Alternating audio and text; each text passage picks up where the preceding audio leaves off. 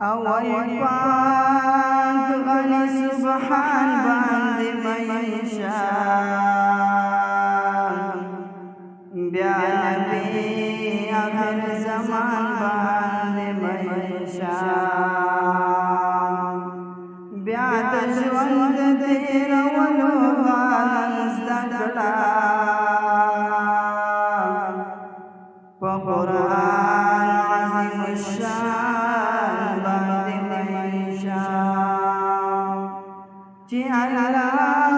د رسول فرمان بردار وي پس له هغې په انسان باندې مېشا کافرانو نفرت او کرکه وکړه مسلمان باندې مېشا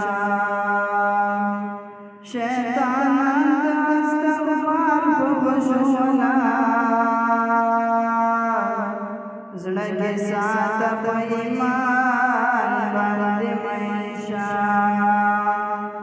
مجاهد شخل نظران کړه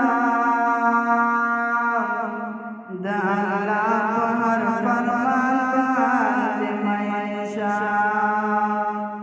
په جامه شهادت ورسینګار کړه حقیقت کې په خپل ځان باندې مېشا دا بدر لنګر وشړم مدنا په خیستا افغانستان باندې مېشا دا بدر لنګر وشړم مدنا په خیستا